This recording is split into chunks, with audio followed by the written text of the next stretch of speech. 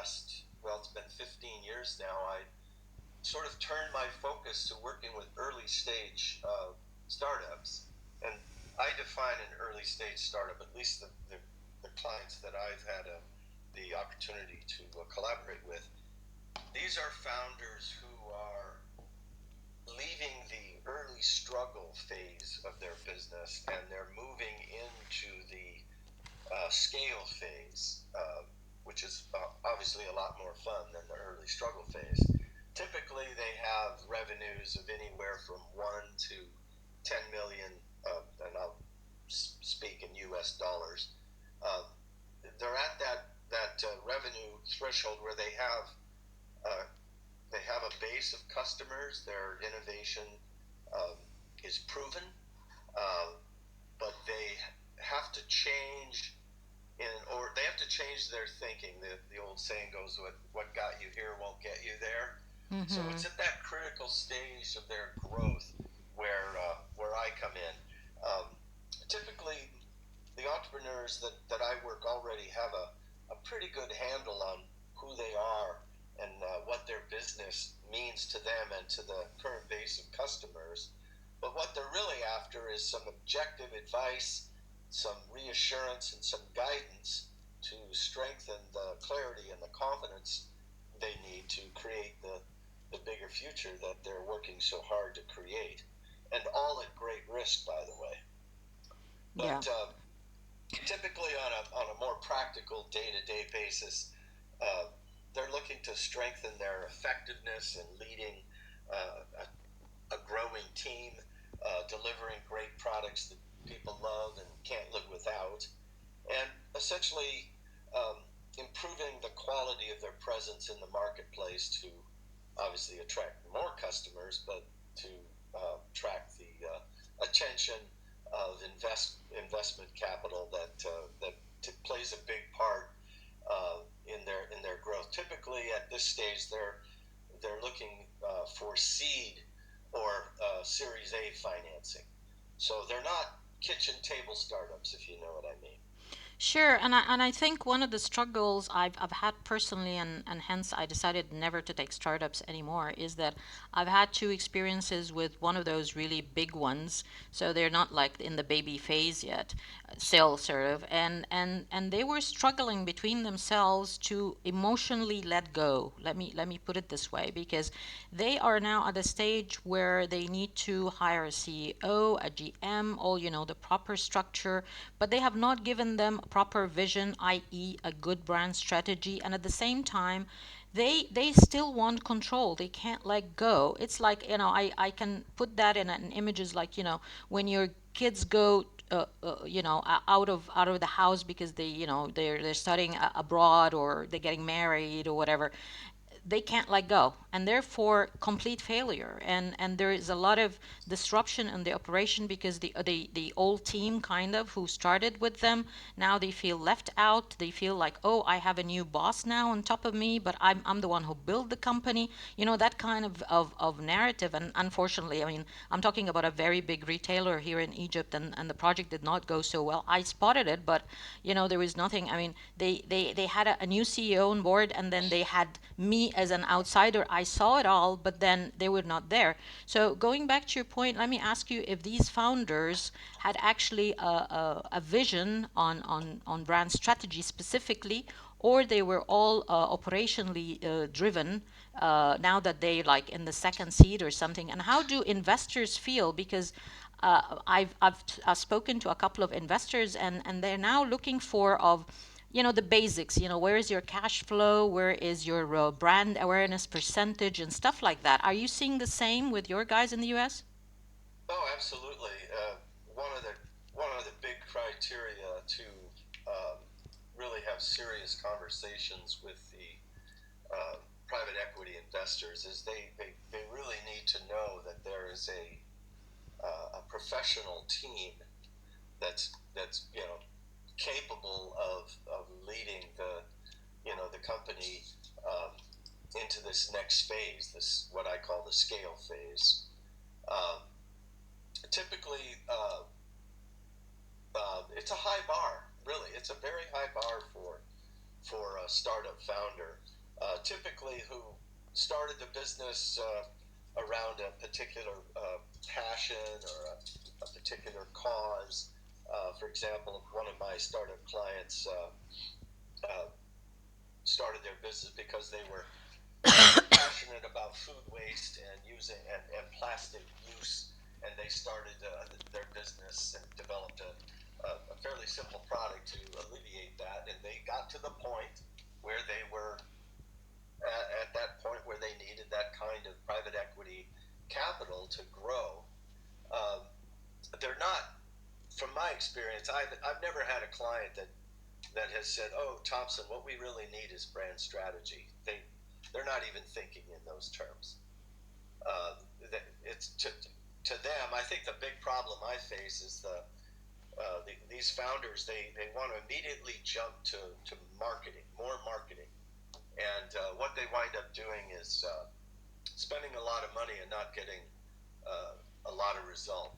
Uh, and of course, they don't have a lot of money to begin with, so it's, they don't get to have a do-over. And it's It's funny that usually you say that because I see this every day. And in fact, during the summer holidays, I chatted with I was actually in Vienna, and chatting to an Austrian friend. Again, she does more or less of what I do, and she was telling me again about a startup. She was helping them out, and every time they say, no, we're not going to put the cost in, so they launch, and then they discovered that the packaging is wrong, okay, after they invested, and they go back and say, let's change the packaging. So by the time they had lost 2 years of launch time, and every time they introduce to the market there's something wrong, so they have to withdraw it and then go and do the homework correctly. It's so pathetic. And one of the myths that I always put in my presentation, I do a lot of free talks to startups about what is the difference between a product and a brand, and very simple steps what to do that. And as you rightfully said, nobody really thinks of brand strategy. I think you wrote a post a few days ago on that, and I was telling you, yes, it is common sense, but people just want to go and jump into operation, as you mentioned, do some communication. But what are you communicating? What is the message? Why should I listen to you as a customer? Because essentially, a brand strategy answers that. What is different about me, and why should you buy me? It's as simple as that. So if they think of these little steps and these questions, okay, before they jump into operation and put all of this investment, and that money is actually not theirs per se, I think they would listen to people like us, hopefully. And on the growth and scale side, let me give you an example. There is a grocery delivery app, Turkish one called Getter. I was very interested in that one. They started like 6 years back ago, because I was in Turkey at the time when they launched, and I think they really started a revolution in that. And I kept following them, and they're really, really good. So a year back, I read that they're expanding their operations into Europe. I don't know, maybe Spain, or like 3 of the European countries. And I said, like, oops, I think this is the start of the end. And a month back, they said they're going to draw back and get out of these countries because they're not making money. And the reason for that, and it's one of the critical things when you scale too fast, and you drop your operations at home. So their heartland is Turkey, and they were doing amazing job. Now the operation went down, the customer experience and all of that, blah, blah, blah, and they couldn't scale up to properly. Maybe they want to take it one country at a time and look at margins, look at the basics of the business, the ABC that we've all learned, something like cash flow, something like customer satisfaction, your employee satisfaction. So even beyond all the big talk that we do on brand strategy, or even, the strategic communication, or whatever you want to call it, but at the end of the day, especially if you're servicing, customer experience. And again, I go back to what you had mentioned in your post few days back. It's common sense. I mean, it's not rocket Yeah, science. it's not rocket science, and I get accused of being anti-marketing, which of course I'm not anti-marketing per se. Obviously, marketing is a big part of any business enterprise, but it's a crowded, noisy, unforgiving marketplace. And for early early stage founders to kind of go out and to use your example, make a huge mistake in their product presentation at retail, chances are they're not going to get a second chance. It's hard to get retail distribution partners to look at you again after a big early misstep. And that goes to investors as well. Um, as I said earlier, it's a high bar. I think, three things that a startup founder really needs to have in place before they are going to be competitive in a place where the competition for capital is fierce, especially in today's environment with high inflation, high interest rates, all of that. But these three things: first of all, your early stage brand has to have marketplace acceptance and growing demand. So you have to have a proven product. You have to have a solid base of early adopter customers or consumers who love your brand and they're spreading the word. And this organic, word of mouth marketing is really the most important marketing that an early stage brand can do.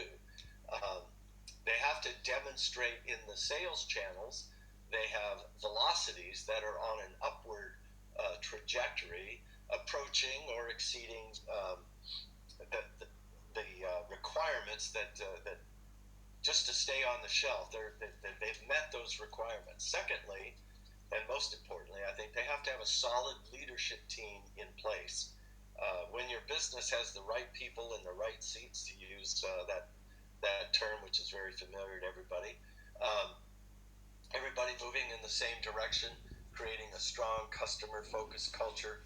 The team has credible and proven knowledge, skill, and leadership to take the business from its early struggle phase to its next level of growth. And you're right, Dahlia, a lot of founders, they're not, at this point, it's hard for them to let go. It's kind of their baby. They started this with passion, but um, investors don't invest in a founder's dream. They invest in a proven business. And the third piece of this is you have to have solid business relationships with supply chain, manufacturing, and distribution partners. This is incredibly important to potential investment partners. A brand ready to scale has an established, reliable supply chain, manufacturing capability, and steady growth in its sales channels. These essential relationships signal to investors that you can operate efficiently and profitably to meet the growing demand uh, that the brand is have. If your brand isn't quite investor ready, um, that's where typically I come in, and I don't come in on the brand strategy soapbox, which I personally think at this point in time is completely oversold. Like I said, I've never had a founder that has had a conversation with me and they state their problem is they have a brand strategy problem. Yeah, you yeah, know, yeah. they're not even thinking about brand strategy. And then of course, and the soapbox that I get on from time to time is that this idea that brand strategy is the solution to every problem is a bit oversold, in my opinion. No, no, no. I think you're absolutely right, and that's why I always say it's a thinking process. We just help founders in a business to locate where their equity is, where is the pain point of the customer, where's something that you need to start with. And again, as you said, yes, proven service or a product. And I want to get your view on something because I hear it a lot here in the region around some of the mentors. They would tell the startups to, you have an idea, put together a product and throw it in the market and see the reaction of the people and then, reiterate. What's your thoughts on that? But I go round and round with myself on that particular point. Um, the old percentage find a need and fill it. Um, I don't necessarily agree with that. And the example that I use when I'm having this conversation with a founder is um, it's much more powerful to bring to market something that customers or consumers have been waiting for, just not asking for.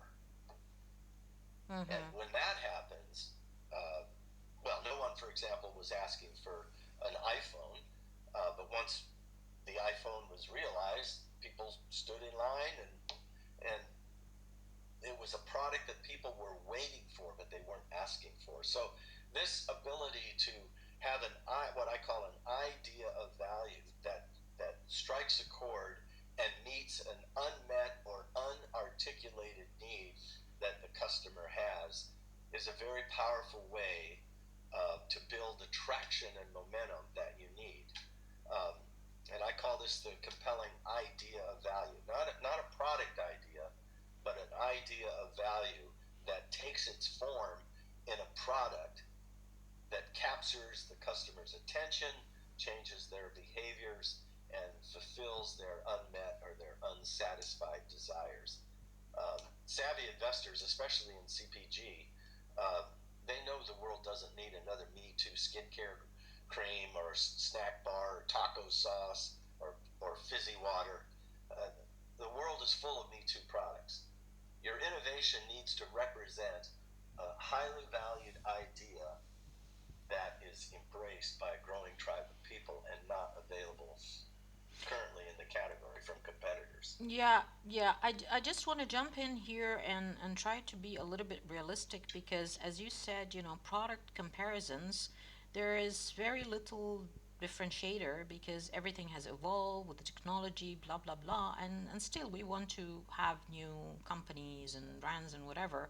So those type of disruptive innovations that are going to change behavior and genuinely address a gap in the market for consumers' lives, which it's like the I always call it the wow moment from Steve Jobs when he first introduced the iPod, for example, and the thing is people want to listen to music, that's a need, that's fine, but they have an issue with all of these music all over the place, so let's put them, make them organized in one piece of tech. That was the gap and that was the solution. There are not too many of these things around. Maybe the next generation in food technology, for example, because scarcity of food is coming in, so we probably have synthetic food made in labs in the future, but that's another story. But the thing is, what I feel, and maybe this is why I agree with you on, founders would not proactively say, yeah, I want a brand strategy. No, he wants to grow and he wants to run a business. At the end of the day, it's a business. He wants to sell, he wants revenue, and that's absolutely fine. But then again, where is the value for the consumer? Now that value could be something in marketing, okay, not necessarily in the product or service.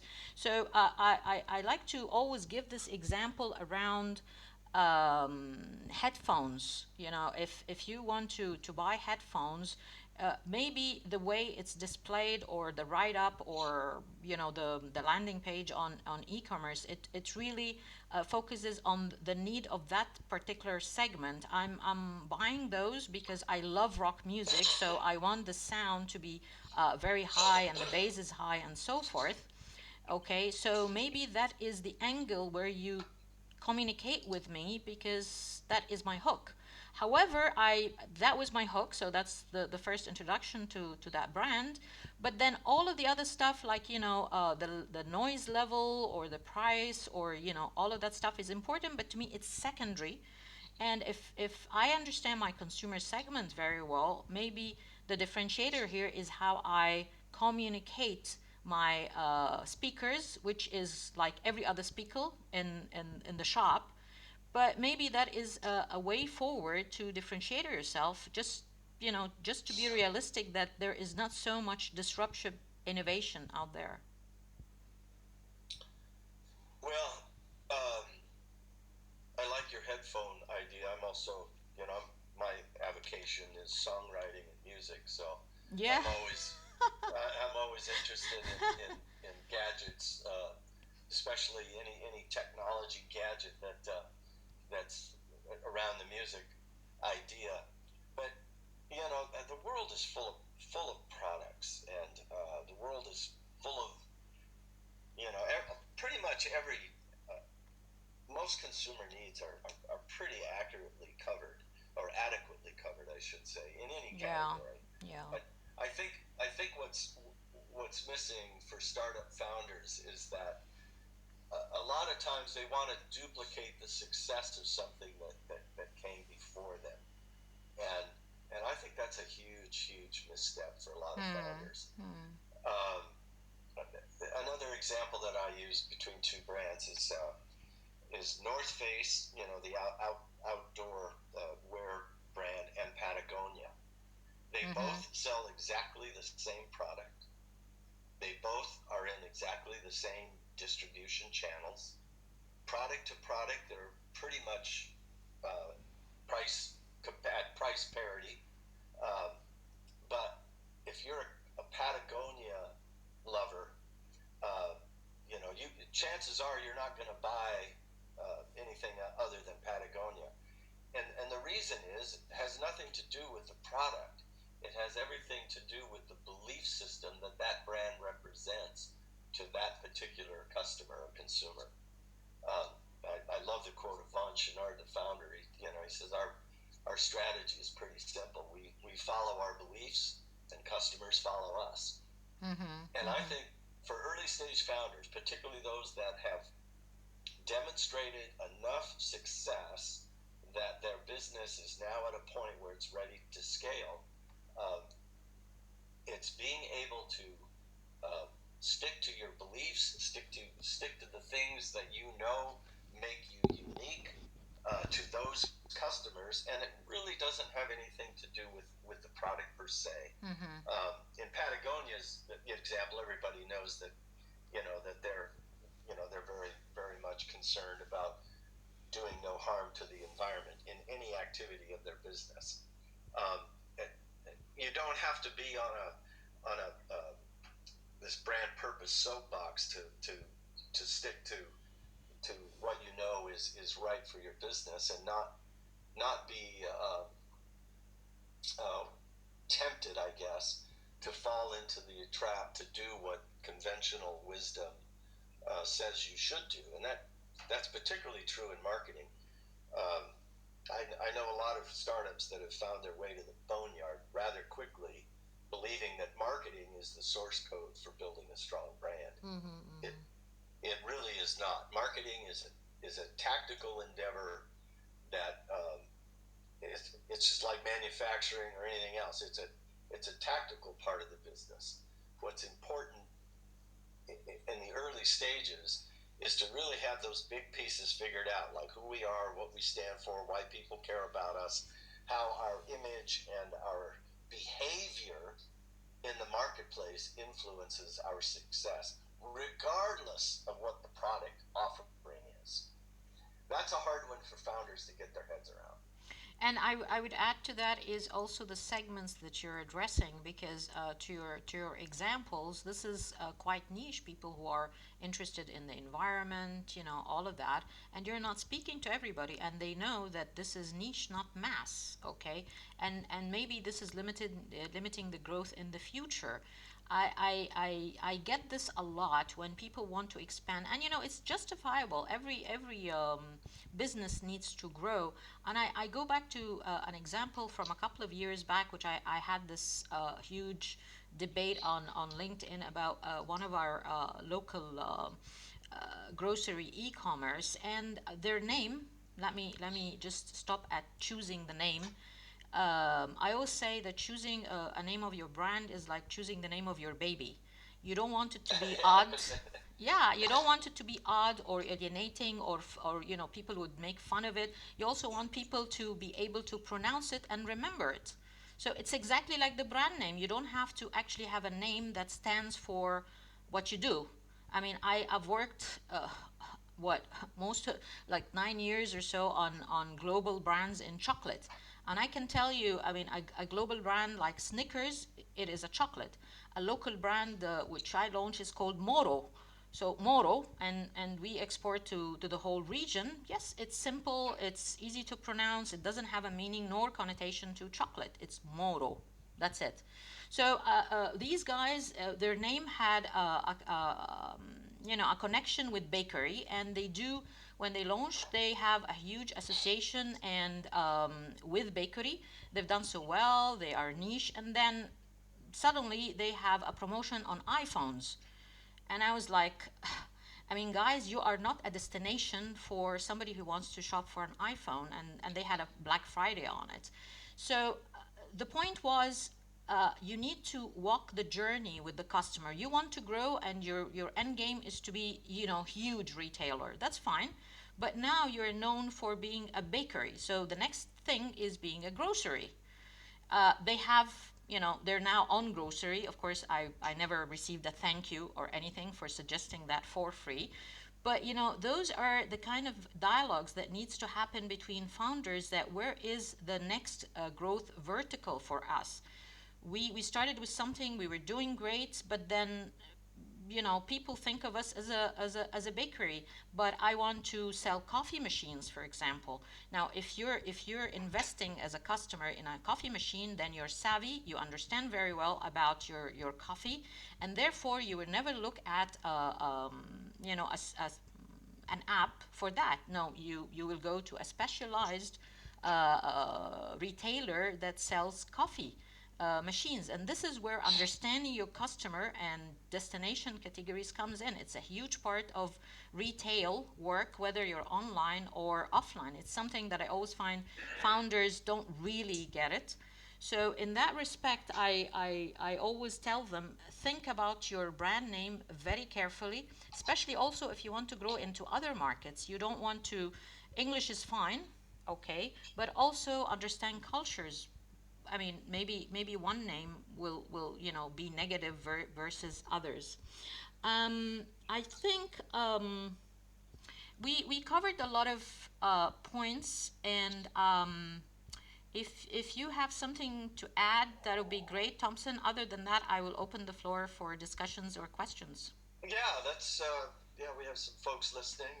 Yeah, I would definitely like to hear what other people are thinking about. Sure. So, guys, if you have questions or comments or bills or something that you've heard about from other founders, just raise your hand and join us.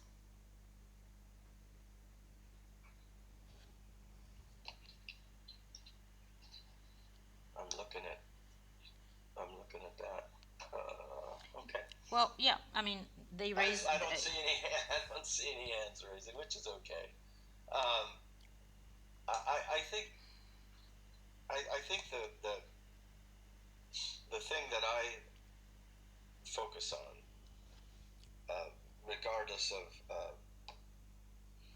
you know what the product is or what the niche is, or is the three areas of being able to, as a founder, to be able to strengthen your effectiveness in leading your team, and of course being able to build a culture that delivers great products that people love, and then to you know to to be disciplined in how they improve the quality of their presence in the marketplace. And I don't mean their logo and their clever advertising. I mean their very presence in the marketplace. Everything that they do, everything surrounding their business. An early stage business is always in unforgiving and unfamiliar territory, and founders they get disoriented in the process of building their business. They know where and in what direction they want to go, but they just need a map and some guidance on the next steps in their journey. And that's kind of the sweet spot for me, is helping them. Um, that's basically what I'm selling, is a map and a point in the right direction. Mm-hmm, mm-hmm. And I can do that, and have done that for many years, but they still have to do the work. It's their work. Yeah. That's why I don't get involved in any tactical marketing. I'm not a marketing expert. I don't want to be a marketing expert. I see we have somebody that wants to speak. I don't know how that Yeah. happens, Dahlia, but Maha, where did you but go? Ah, Thompson, see, you scared her away. Maha, where did you go? I didn't mean to. I saw the hand raise, but Nah, no, no, like I no. What said, usually happens is, I mean, I've been doing this for a while, is just that, some drop because of the internet connections or whatever. Also, I mean, here it's 8 p.m. Saturday. It's like the peak time where people are just, watching the Premier League. I was certainly watching 2:30 this afternoon Liverpool because I'm a huge fan. So I was in the pub, cheering and all of that. So it is a bit of a busy time of the day. Nevertheless, it's good that we are recording this, and I would like to remind the audience that you can always join every Sunday morning, but you can also there we have someone. the recordings are on my YouTube channel, FWD Consultancy, and I will put that as well. And Haysam, yeah, go ahead, please. Just unmute yourself. Haysam, unmute yourself, please. Oh yeah, thanks, Dalia. Thank you very much for the very interesting discussion. And the question I have with the startup that Thomson raised very good points regarding the priorities for any startup is basically the acceptance in the trade and the leadership to build the relationship with the market and with the supplier, and then the capability of having a quality product and capability of manufacturing. The point is how to set the priority of growth. You have, with if you have the acceptance of you have a right product, you have the right formula, and then you have left and right priorities. You can expand vertically, you can expand horizontally, you can expand new markets, and everything has cost and profit. Everything has its own cost and profit. And what is the right, how to set the right priority for growth as a startup? Once you have the acceptance, you have the capability, but you have a big list of opportunities. So, that takes a long time. Yeah, I would, Yeah. of course, hear from Thompson on that. But my take would really come from the segment, the target segment, consumer or customer segment, whatever you're selling. What's their profile and where do they shop? Okay, so it's a channel strategy that you need, and step by step it depends on the category. Most categories, whether it's B2C or B2B, they have a sort of a roadmap that most people would go into and people would follow. Now the cost, I do realize that, I mean, Rome was not built in one day, right? So you need to prioritize and look at your margins and again, the cost per sale, whether this is a direct sale, whether this is cooperation with a distributor, for example, and so forth. Sometimes going into export markets, it's more profitable for you, particularly, the situation in Egypt would like to get more, foreign currency in. I mean, I'm currently working with a cosmetic client that we're looking at foreign markets and not in Egypt because we're not going to make money there. And alternatively, the best channel for that would be e-commerce. So you need to run numbers and look at your margins and the cost of sale, but make sure that at the end, this is the channel that your target customer will buy you from. And whether it's competitive or not, it does not really matter, because then you will apply all we know from shopper insights, whether online or offline, whether it's a B2B, how are you going to sell to other businesses and so forth. I know it's hard, particularly at this time in Egypt, but you need to run those numbers and see what is more profitable for you. I don't know. Thompson, do you have a build on that? Yeah, I I don't like growth for its own sake. I try to advise my clients to, really build the base of their business in one thing. Just because consumers' minds are hard to change. Number so if you've had success with the base product or your base offering, and you have that success and you're building momentum with that success, to try to extend into other markets too soon. Typically, they don't have the bandwidth. They being founders or early stage organizations, they don't have the bandwidth to manage extending out into other areas for growth's sake. They just don't have that ability to do it right now. A big major corporation, they may have the financial muscle. For example, I'll give you an example. One of my clients, Kavita probiotic beverage, which is essentially it's a probiotic drink, low sugar, better for you. And they were very successful at the beginning. They started to attract the investment of PepsiCo, for example. And Pepsi, they're all about growth, and they have such a powerful distribution network. They wanted to get more product into that network. So they leaned pretty hard on the founders of Kavita after they made their investment to expand into kombuchas and other types of beverages, and it was really, really very difficult for them to do that, even with the distribution muscle of a big investor like PepsiCo.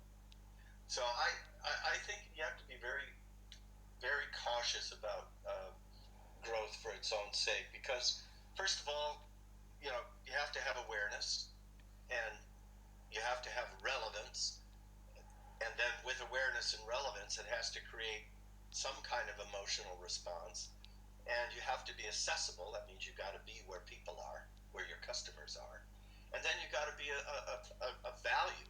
Customers have to believe that, and I use this expression, customers have to believe that your brand provides more use value than they pay in cash value. And if you can get your head around that idea, that's really the secret to premium pricing, because once consumers believe that you're bringing more value or more use value to them than they have to exchange in cash value, it really doesn't matter what the price point is, because you'll always be ahead of that curve. And that's every brand's dream, absolutely. And I always advocate for that, particularly in some categories that are, looked at as commodities and markets that affordability markets. It's really a tough one. And, I'm not saying that just because, this side of the world is developing markets, but inflation is all over the place. And it's dog eat dog in retail, and I'm sure Haitham would agree on that. Haitham, what's your business? It's dog eat dog. Yeah, it's dog eat dog in retail everywhere. Yeah. Yeah.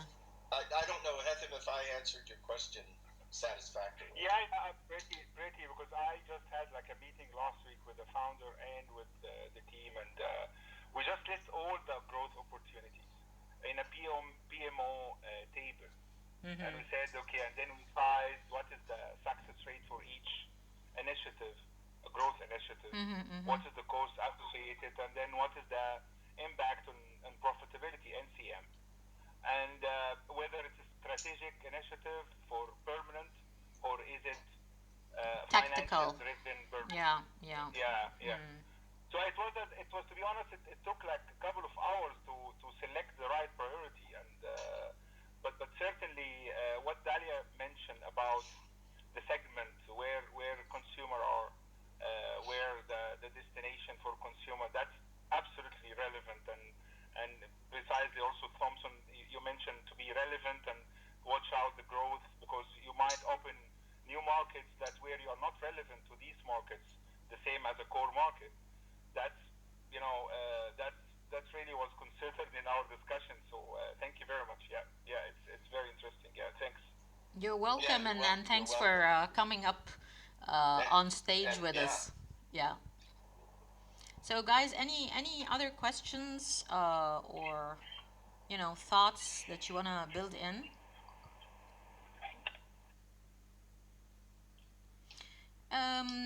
Okay, I think we can wrap it up here.